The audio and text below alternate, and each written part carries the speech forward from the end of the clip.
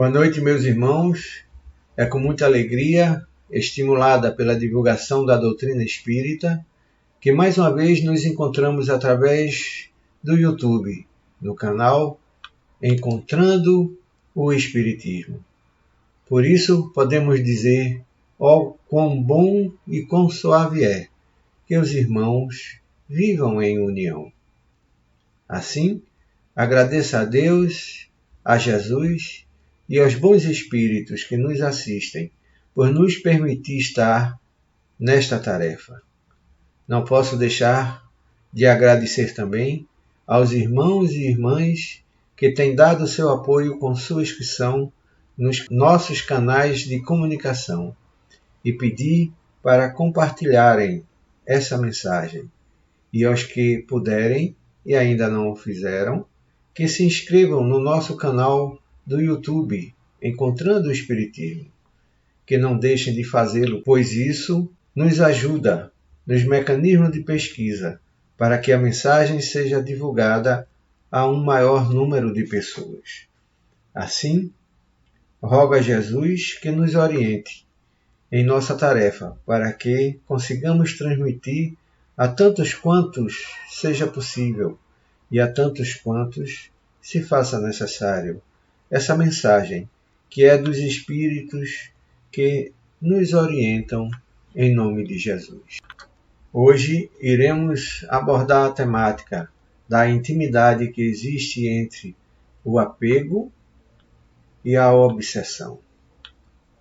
Antes, porém, gostaríamos de citar as palavras que estão no Evangelho segundo o Espiritismo, no capítulo 18, no item 16, que tem como título: Pelas suas obras é que se reconhece o cristão. Diz o texto: Nem todos os que me dizem Senhor, Senhor, entrarão no reino dos céus, mas somente aqueles que fazem a vontade de meu Pai, que está nos céus. Escutai a palavra do Mestre, todos vós que repelis a doutrina espírita como obra do demônio. Abre os ouvidos, que é chegado o momento de ouvir. Será bastante trazer a libré do Senhor para ser-se fiel servidor seu? Bastará dizer sou cristão para que alguém seja um seguidor do Cristo? Procurai os verdadeiros cristãos e os reconhecereis pelas suas obras. Uma árvore boa não pode dar maus frutos, nem uma árvore má pode dar frutos bons. Toda árvore que não dá bons frutos é cortada e lançada ao fogo. São do Mestre essas palavras. Discípulos do Cristo, compreendei-as bem. Que frutos deve dar a árvore do cristianismo, árvore possante, cujos ramos frondosos cobrem com sua sombra uma parte do mundo, mas que ainda não abrigam todos os que se hão de grupar em torno dela? Os da árvore da vida são frutos de vida, de esperança e fé. O cristianismo, qual fizeram há muitos séculos, continua a pregar essas virtudes divinas. Esforça-se para espalhar seus frutos, mas quão poucos os colhem. A árvore é boa sempre, porém, maus são os jardineiros. Entenderam de moldá-la pelas suas ideias, de talhá-la de acordo com as suas necessidades. Cortaram-na, diminuíram-na, mutilaram-na. Tornados estéreis, seus ramos não dão maus frutos, porque nenhum mais produzem. O viajor sedento, que se detém sobre os seus galhos, à procura do fruto da esperança, capaz de lhe restabelecer a força e a coragem, somente vê uma ramaria árida, pré-nunciando tempestade. Em vão pede ele o fruto de vida, a árvore da vida. Caem secas as folhas, tanto as remexeu a mão do homem que as crestou. Essas palavras foram transmitidas através da comunicação do espírito Simeão, em Bordeaux, em 1863.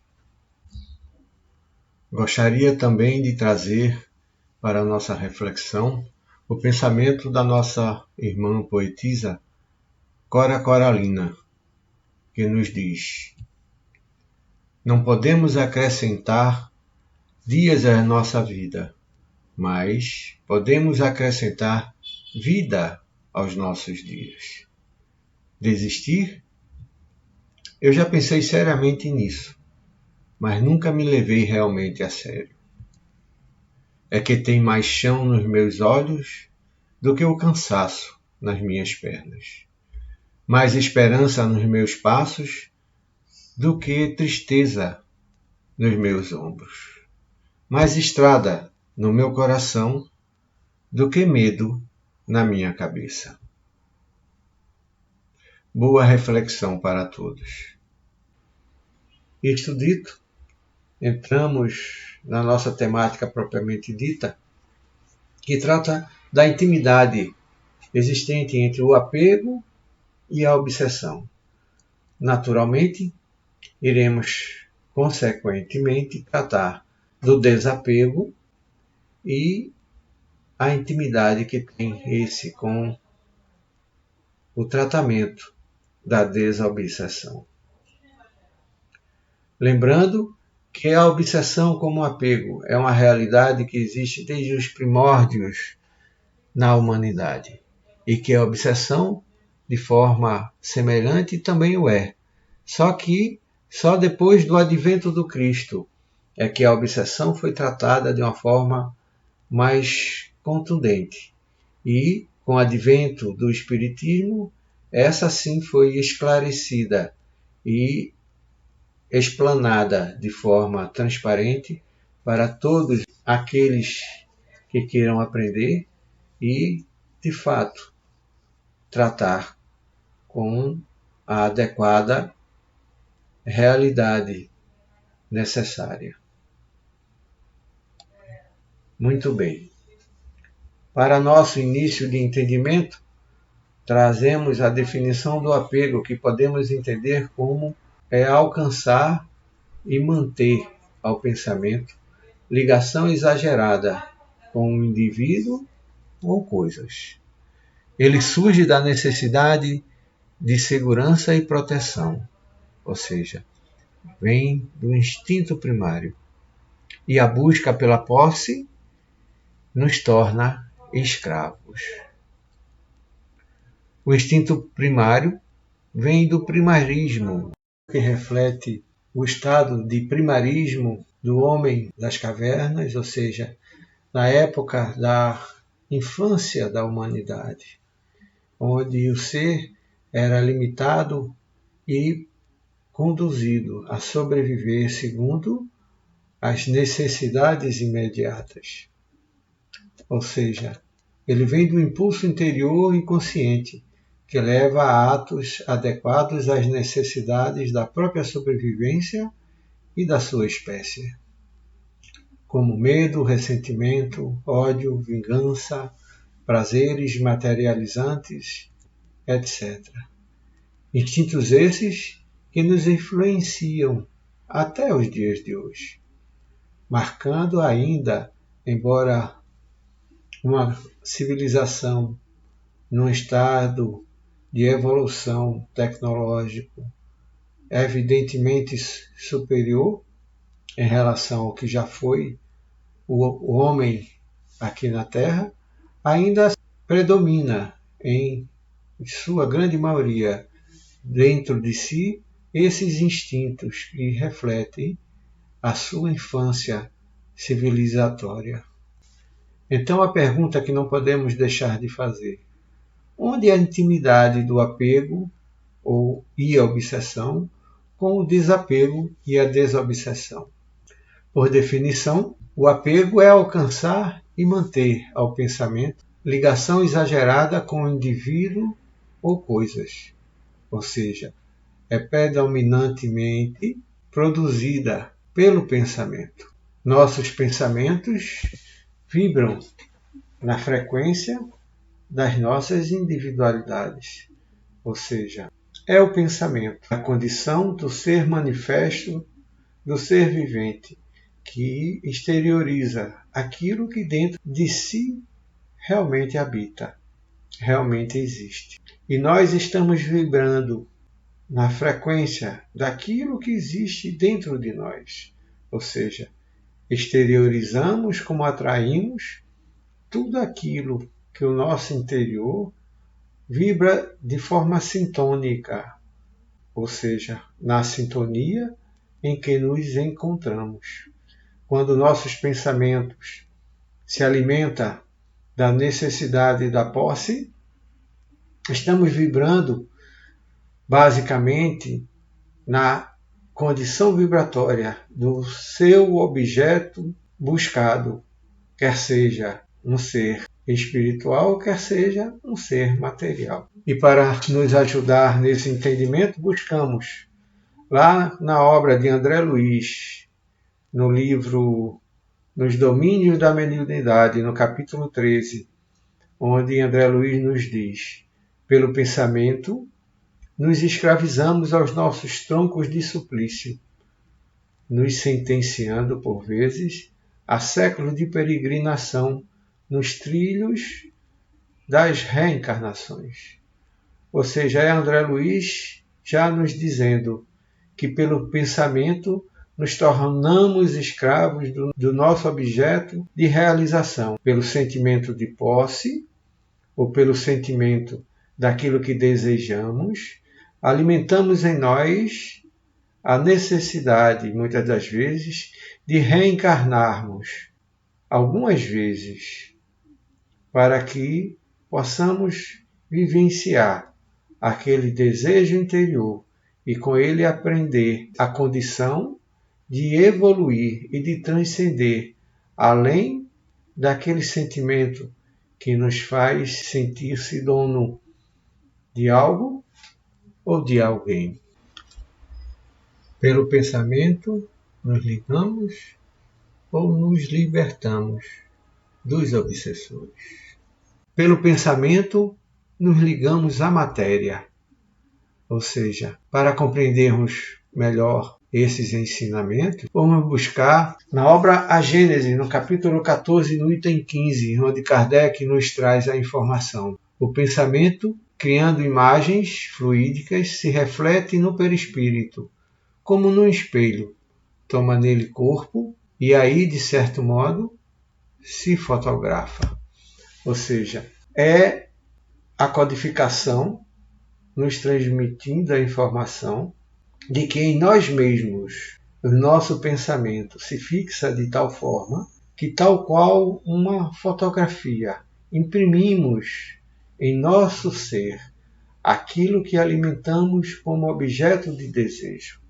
Vamos buscar também na obra Horizontes da Mente, no capítulo que trata sobre a emissão dos pensamentos, de psicografia de João Nunes Maia e comunicação trazida pelo espírito Miramês, que nos diz: a nossa mente atinge todo o corpo físico através dos pensamentos que encontram seus reatores nos variados plexos, para depois acionar as glândulas responsáveis por todo o conjunto orgânico.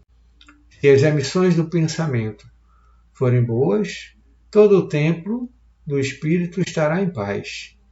Se não, sofreremos hoje ou amanhã as nefastas consequências causadas pelas invigilâncias do inquilino do corpo. Ou seja, Miramês nos dando notícia também que é pelo pensamento que imprimimos a nossa realidade.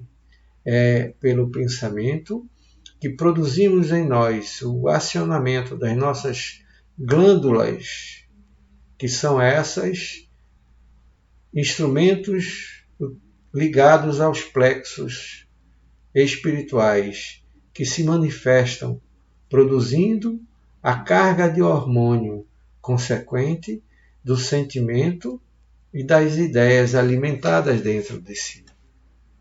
E por isso nós iremos receber a carga de saúde ou de doença daquilo que alimentamos dentro dos nossos pensamentos, ideias e sentimentos. André Luiz ainda, nos Domínios da Mediunidade, no capítulo 13, nos disse: nossos pensamentos geram nossos atos, e nossos atos geram pensamentos nos outros. Ou seja, é o pensamento humano alimentando nos outros a condição do pensar, que por sua vez produzirão, em consequências desses, os frutos que deles originarão, segundo a sua boa qualidade ou má qualidade. Ainda André Luiz, na obra Libertação, no capítulo 17, nos diz: o pensamento é força criadora de nossa alma e, por isso mesmo, é a continuidade de nós mesmos. Através dele, atuamos no meio em que vivemos e agimos, estabelecendo o padrão de nossa influência, no bem ou no mal. Ou seja, André Luiz nos dando o alerta, mais uma vez, que o nosso pensamento é a força criadora que dá continuidade àquilo que somos, através das nossas atitudes, dos nossos comportamentos, daquilo que estabelecemos como padrão para as nossas vidas. Ainda sobre o pensamento, buscamos na obra Pensamento e Vida, dessa feita do Espírito Emmanuel, no capítulo 2, que nos diz: pensamento, eletricidade e magnetismo conjugam-se em todas as manifestações da vida universal, criando gravitação e afinidade, assimilação e desassimilação, nos campos múltiplos da forma que servem à romagem do espírito para as metas superiores traçadas pelo plano divino. Ou seja, Emmanuel ratificando aquilo que já foi dito anteriormente a respeito das consequências dos nossos pensamentos, pois esses se conjugam com a eletricidade e magnetismo humano e espiritual em todas as manifestações da vida universal, criando as condições necessárias, as condições possíveis, quer seja de gravitação, afinidade, assimilação ou desassimilação, em todas as faixas de realidade vivenciais para o qual o Criador nos destina. E Emmanuel, ainda na obra Roteiro, no capítulo 30, nos diz: o pensamento é o gerador dos infracorpúsculos ou das linhas de força do mundo subatômico, criador de correntes de bem ou de mal, grandeza ou decadência, vida ou morte, segundo a vontade que o exterioriza e dirige. Ou seja, Emmanuel, mais uma vez, nos dizendo que o pensamento é o que gera na realidade aquilo que podemos compreender como infracorpúsculos da linha de força do mundo subatômico, criador das correntes do bem e do mal, queda ou sustentação, vida ou morte, segundo a vontade daquele que o manifesta. Enunciado que até parece um enunciado de física quântica, mas que foram os espíritos que, na verdade, já nos prenunciaram bem antes do que sugere ou do que vem a sugerir a física quântica nesse sentido.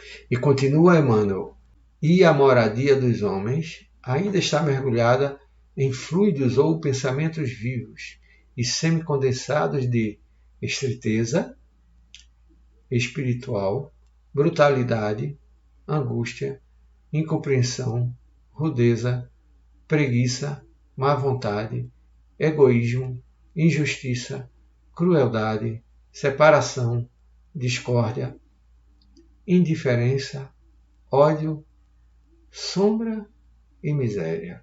Ou seja, Emmanuel nos mostrando que os nossos pensamentos, na média, no mínimo, ainda refletem o primarismo do homem das cavernas, onde na sua infância se alimentava dessa ordem de pensamentos e de sentimentos, coisa que o leva à condição inferior de dor e de angústia que vive ainda nos dias de hoje.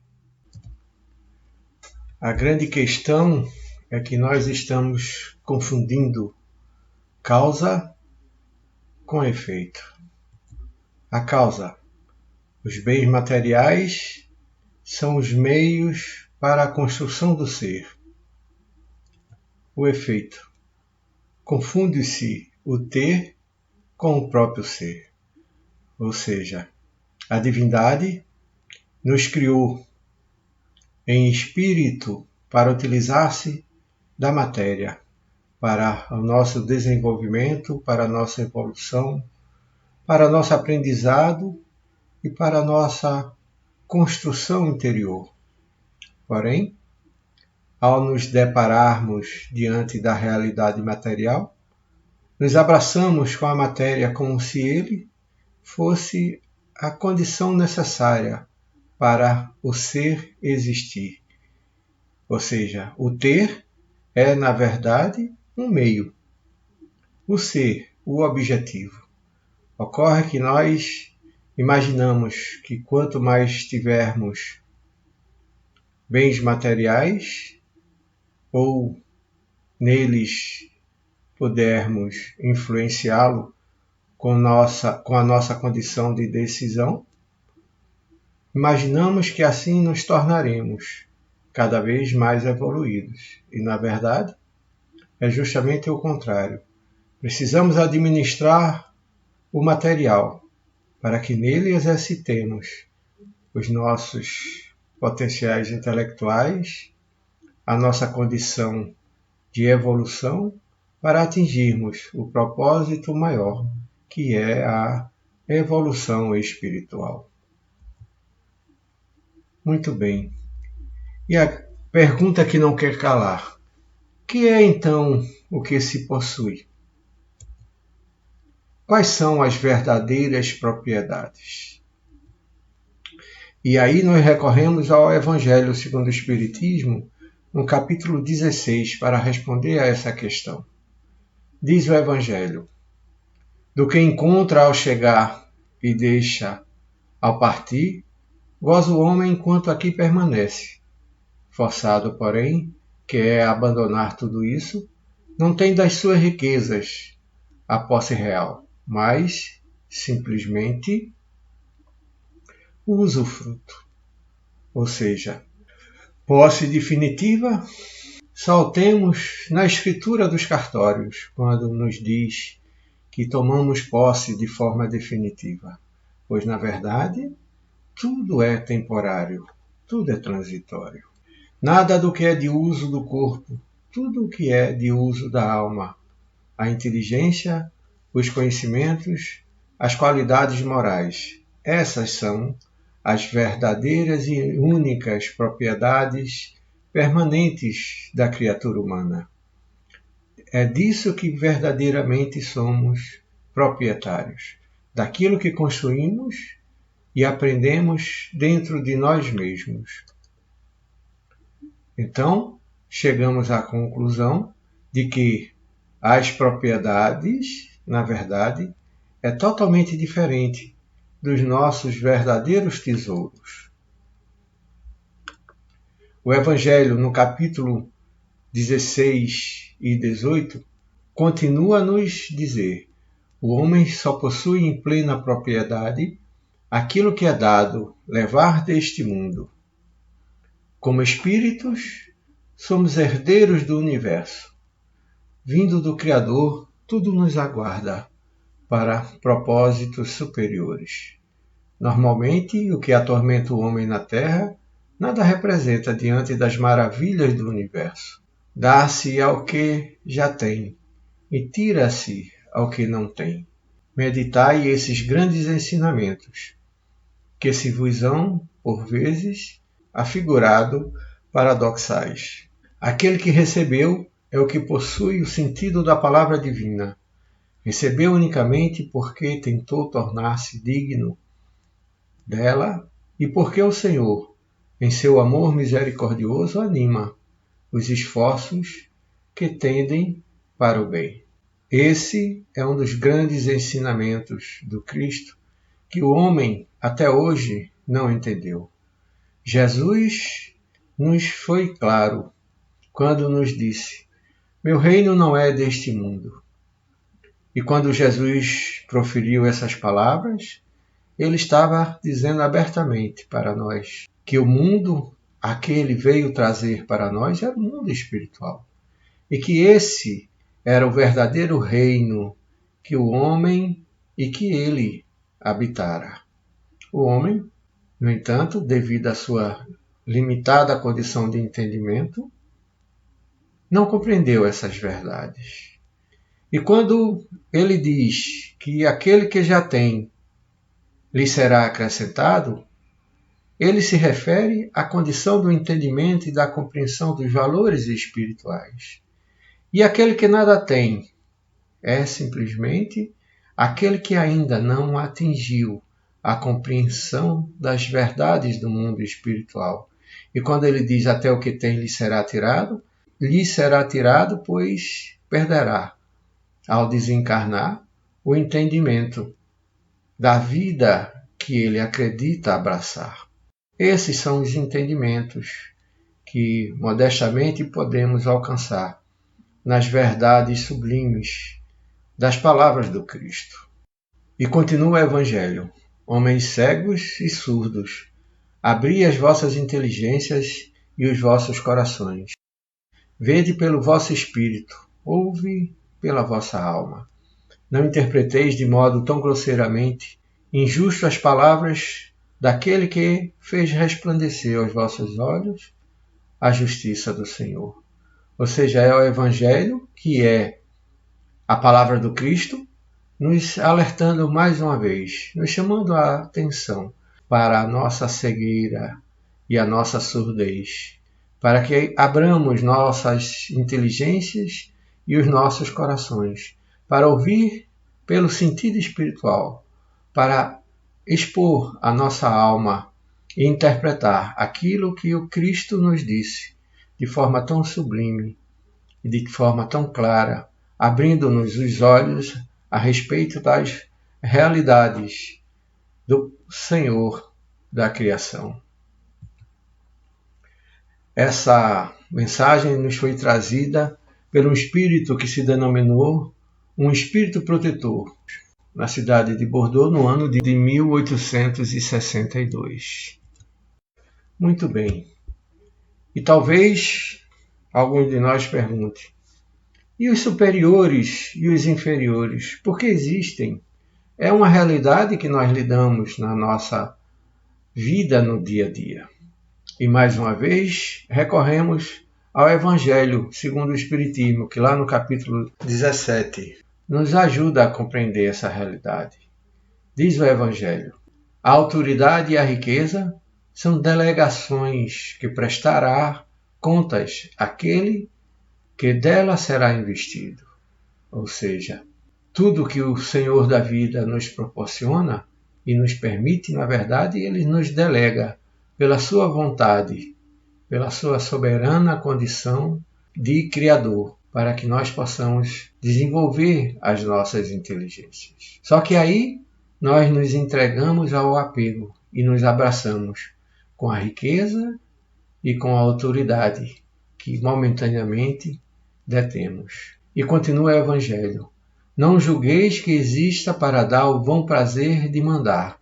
Só que aí o homem retribui com mais apego ainda, pelo prazer de ter, pelo prazer imediato do momento em que experimenta a condição da autoridade e a condição do possuir tais riquezas.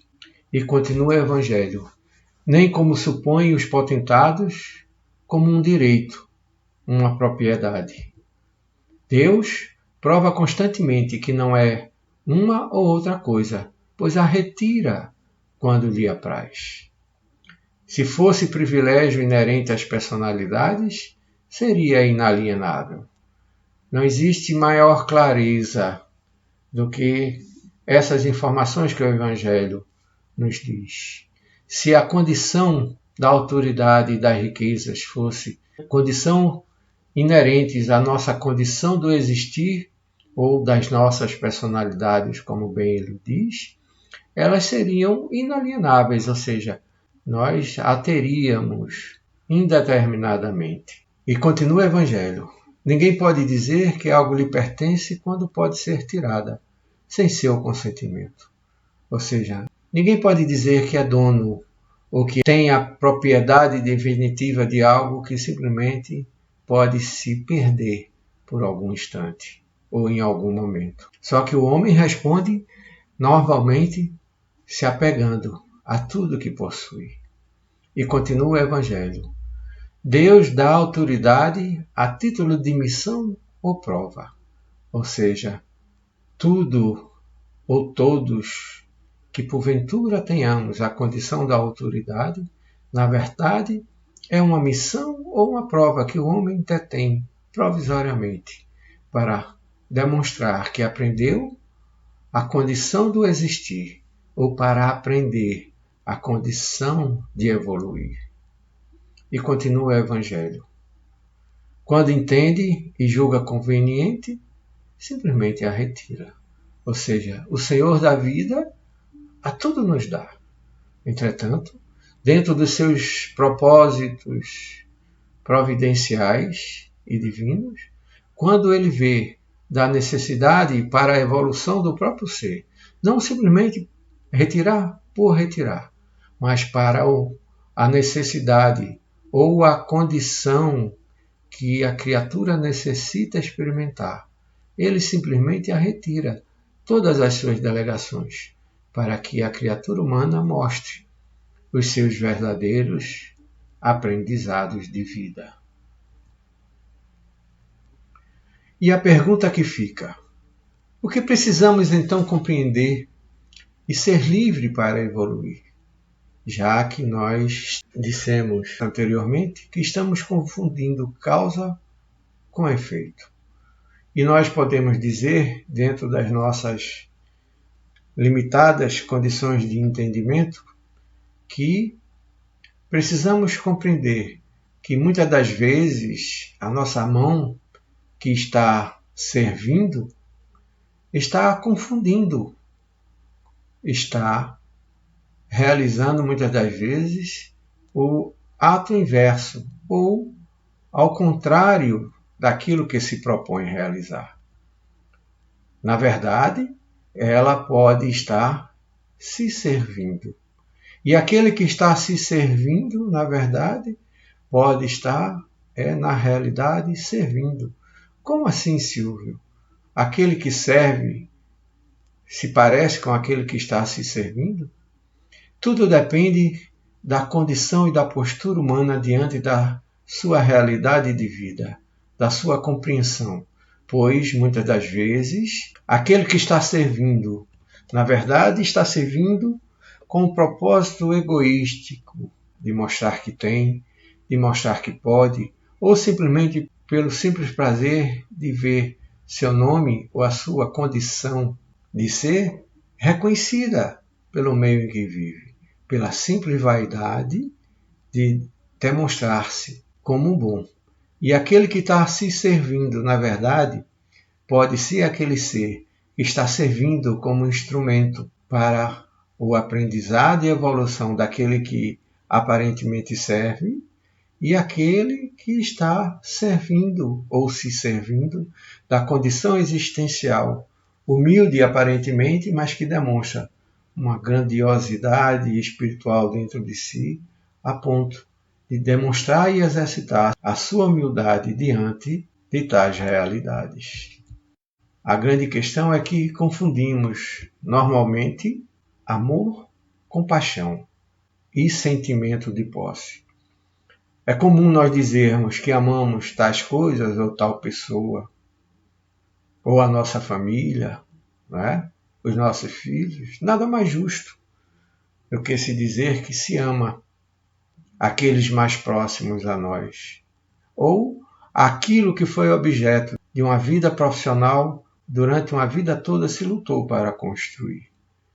E na realidade, esses sentimentos, diferentemente daquilo que se diz, muitas das vezes é na realidade paixão e sentimento de posse.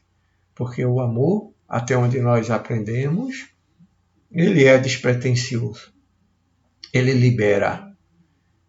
Ele deixa livre a quem quer que seja ou ao que for que se possuir, para poder ser feliz e livre para continuar a existir.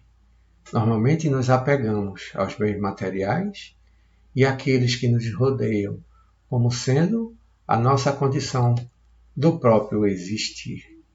E, na verdade, são esses instrumentos que Deus em tudo nos oferece para nosso aprendizado e exercício da nossa evolução interior.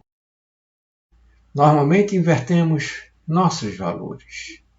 E talvez muitos aleguem que no mundo só há ingratidão. E mais uma vez recorremos ao Evangelho para se posicionar com relação a essa questão. Lá no capítulo 13, o Evangelho nos diz: ficais certos de que, se aquele a quem prestais um serviço o esquece, Deus o levará mais em conta do que se, com a sua gratidão, o beneficiado vos houvesse pago. Deus permite, por vezes, que sejais pago com a ingratidão para experimentar a vossa perseverança em praticar o bem. Ah, meus amigos, se conhecesses todos os laços que prendem vossa vida atual às vossas existências anteriores, se pudesses apanhar num golpe de vista a imensidade das relações que ligam uns aos outros para o progresso mútuo, admirareis muito mais a sabedoria e a bondade do Criador, que nos concede reviver para chegardes a Ele. É muito comum nós justificarmos determinadas atitudes egoísticas por achar que não vamos encontrar ou receber o devido reconhecimento de muitos dos nossos irmãos. Essa mensagem também foi assinada pelo espírito que se denominou Guia Protetor, na localidade de Sens, no ano de 1862. E corroborando com essas ideias que nós dissemos anteriormente, trazemos o texto do evangelista Marcos, que no capítulo 10, no versículo 45, registrou as palavras do Cristo quando ele disse: o Filho do Homem não veio para ser servido, mas para servir. E aproveitando essa máxima registrada por Marcos, trouxemos o pensamento manifesto do Espírito Emmanuel, que se intitula Quem serve, prossegue. Diz Emmanuel: a natureza em toda parte é um laboratório divino que elege o espírito de serviço por processo normal de evolução. Os olhos observam a cooperação e o auxílio nas mais comezinhas manifestações dos reinos inferiores. A cova serve à semente. A semente enriquecerá o homem. O vento ajuda as flores, permutando-lhes os princípios de vida. As flores produzirão frutos abençoados. Os rios confiam-se ao mar. O mar faz a nuvem fecundante. Para manter a vida no estágio que se encontra, Milhares de animais morrem na terra, dando alimento a benefício dos homens. Infere-se de semelhante luta que o serviço é o preço da caminhada libertadora ou santificante. A pessoa que se habitua a ser invariavelmente servida em todas as situações não sabe agir sozinha em situação alguma. A criatura que serve pelo prazer de ser útil progride sempre e encontra 1000 recursos em si mesma na solução de todos os problemas. A primeira cristaliza-se, a segunda desenvolve-se. Quem reclama dos outros por não entender as suas necessidades acaba escravizando-se dos servidores, estragando o seu dia, quando ninguém lhe põe à mesa. Quem aprende a servir sabe reduzir todos os embaraços da vida, descobrindo caminhos novos. O aprendiz do Evangelho, que não improvisa a alegria de auxiliar, permanece longe do verdadeiro discipulado, pois o companheiro da Boa Nova está informado que Jesus veio para servir e revela-se a benefício de todos até o fim da luta. Se há mais alegria em dar que em receber, há mais felicidade em servir do que ser servido. Quem serve, prossegue. Palavras do Espírito Emmanuel para a nossa reflexão. E aí nós aproveitamos para repetir as palavras de um espírito amigo que tivemos a oportunidade de ouvir diretamente, quando ele nos disse: todos buscam a cristificação. E nós lembramos que a cristificação é o processo pelo qual deve passar toda e qualquer alma humana para alcançar o Cristo. E ele concluiu dizendo: mas esquecem que a cristificação passa pela crucificação. Ou seja, a dor humana, no presente plano existencial, é um dos valores que o homem tem por necessidade sublimar, superar, transcender, para atingir e alcançar o estado crístico, que na verdade é o destino de todos nós. Dependerá apenas de cada um realizá-lo, segundo as suas possibilidades. Muito bem. Para libertarmos-nos do apego, precisamos compreender que somos a mais bela expressão do Criador. Ou seja, no dia em que o homem tiver a consciência plena de que nós somos, na verdade, a expressão mais sublime que o Criador colocou no nosso mundo material, precisamos nos conscientizar que a consciência crística é inata a nós e que a sabedoria para lidar com as questões da vida está dentro de cada um de nós. O fato é que temos buscado, invariavelmente, na grande maioria das vezes, as respostas para a vida fora de nós, quando na realidade essas respostas estão dentro de cada um de nós. Precisamos aprender a sermos fiéis ao eu superior, ou seja, aos valores espirituais. Alimentarmos o ser antes do ter e não inverter a posição de que normalmente e habitualmente exercitamos, o ter para ser. E que, dentro das nossas realidades, a grande característica das nossas vidas é a mudança. Ou seja, a vida é, na realidade, uma constante de mudanças. Tudo está, a todo tempo, a se modificar, a se alterar, pois essa é a lei da evolução. Para evoluirmos, há necessidade da modificação. Precisamos compreender que vivemos ciclos intermináveis, onde a todo instante estamos recomeçando. E que é isso que nós precisamos aprender a exercitar. A recomeçar com fé, com amor, com humildade, com simplicidade, em busca das orientações divinas para o caminho que é guardado para todos nós. Precisamos aprender a reconhecer que sem despreendimento não há transformação, pois o apego entorpece. E diante dos caminhos, precisamos compreender que a mudança mais significativa na vida de uma pessoa é a mudança de atitude e comportamento. Comportamentos e atitudes corretas produzem, sem dúvidas, ações corretas.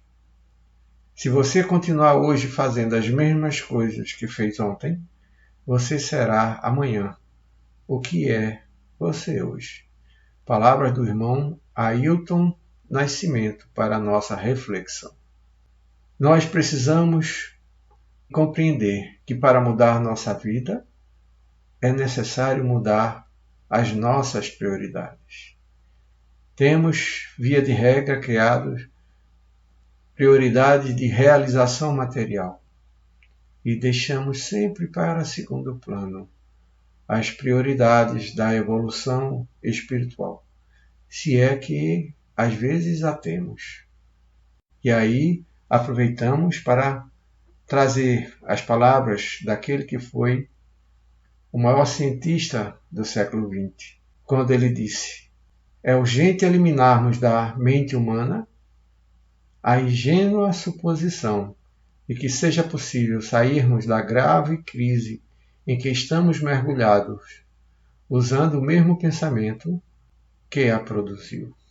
E Albert Einstein, nesse momento, estava se referindo a nada mais, nada menos do que as nossas atitudes. É isso que precisamos modificar. A nossa atitude diante da realidade de vida que eventualmente estamos experimentando a cada instante, a cada momento de vida. Muito bem. E aí talvez muitos questionem: qual atitude nos ajudará a resolver nossas problemáticas de vida? E, mais uma vez, recorremos ao Evangelho para responder a essa questão. Numa determinada passagem, os discípulos se aproximaram de Jesus e lhes perguntaram: quem é o maior no reino dos céus? Jesus colocou no meio deles um menino e respondeu: digo-vos em verdade que, se não vos converterdes e tornardes quais crianças, não entrareis no reino dos céus. Portanto, aquele que se humilhar e se tornar pequeno como esta criança, será o maior no reino dos céus. E aquele que recebe em meu nome a uma criança, tal como acabo de dizer, é a mim mesmo que recebe. Isso está no Evangelho de Mateus, capítulo 18, versículos de 1 a 5. Ou seja, nesse sentido, Jesus nos orienta que as nossas atitudes devem ser semelhantes ou precisam ser desenvolvidas semelhantes à de uma criança, que é a atitude despretensiosa. Jesus não quis dizer que o céu está reservado para as crianças, mas para aqueles que lhes assemelham em atitudes, em comportamentos, em propósitos, que refletem a simplicidade, a humildade, a caridade e o amor.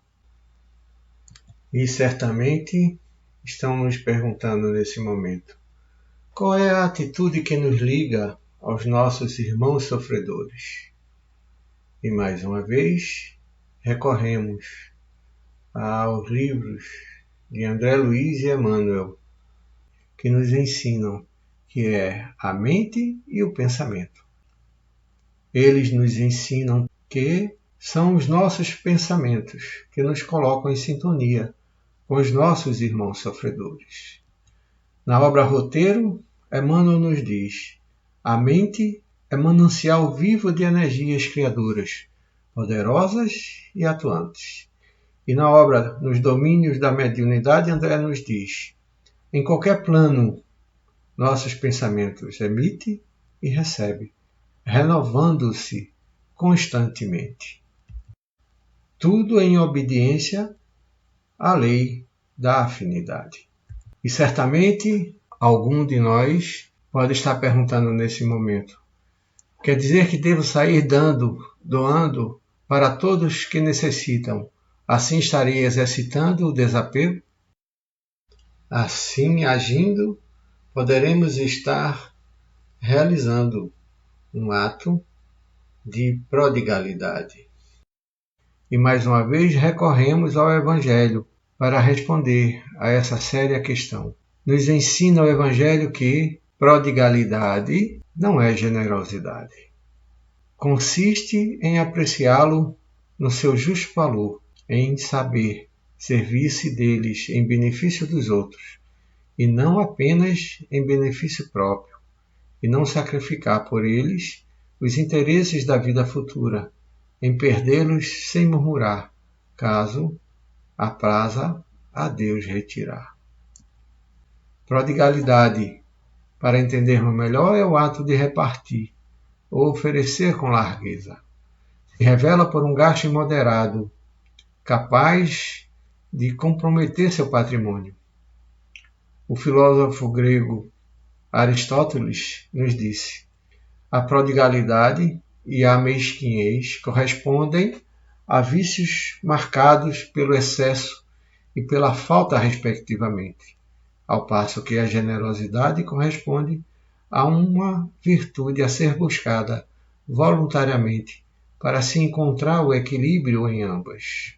Ou seja, é preciso medir o peso dos nossos atos, quer seja quando estamos negando e quando estamos doando. E aproveitamos a oportunidade para trazer as palavras do romancista Roman Guerri, que nos disse: amar é a única riqueza que aumenta com a prodigalidade. Quanto mais se dá, mais nos fica.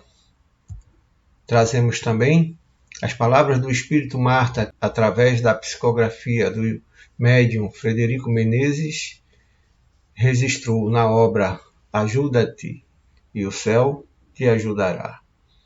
Nos disse Marta: a espiritualização leva à liberdade.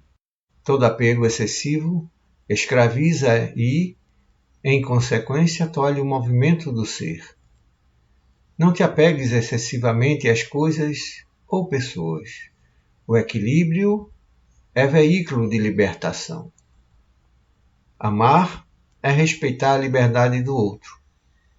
É ofertar a si próprio a sensação de ampliação que deve ser gerada na alma. Não criemos correntes que impeçam os voos do espírito. Nenhum sentimento existe para amarrar-nos em inquietação.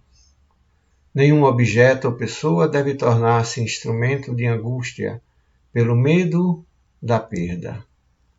Desapega-te para possuíres a liberdade. Desvencilha-te dos novelos e visgos que te encastelam em climas que fragilizam o coração. Não detemos nada em verdade, e quando livres em espírito, somos possuidores de tudo, herdeiros do Pai. Tudo aguardamos para objetivos superiores. E quase sempre, o que atormenta o homem na terra, nada representa ante as maravilhas do universo. Desapega-te para conquistar-se. Conquista a ti mesmo para seres livre. Quem é livre é responsável. Ser responsável é ser senhor de si. Quem governa se equilibra se liberta. Desapega-te para conquistar-se. Conquista a ti mesmo para ser livre. Quem é livre libera os outros, os sonhos, a própria vida. Quem é livre é responsável. Ser responsável é ser senhor de si mesmo. Quem se governa se equilibra. Quem se equilibra se liberta. E com essas palavras, queremos concluir a nossa fala da noite de hoje a respeito do apego e da obsessão. Lembrando as palavras que os Espíritos já vêm nos dizendo para exercitarmos em nós o desapego e o amor, para que possamos nos libertar da verdadeira prisão que nos enclausula a nós mesmos, nossos pensamentos, nossos sentimentos, que de acordo com o que fizermos dele, estaremos criando para nós a nossa liberdade ou a nossa prisão. Muita paz para todos e, se Deus nos permitir, nos encontraremos dentro em breve, mais uma vez no nosso canal, Encontrando o Espiritismo. Muita paz para todos.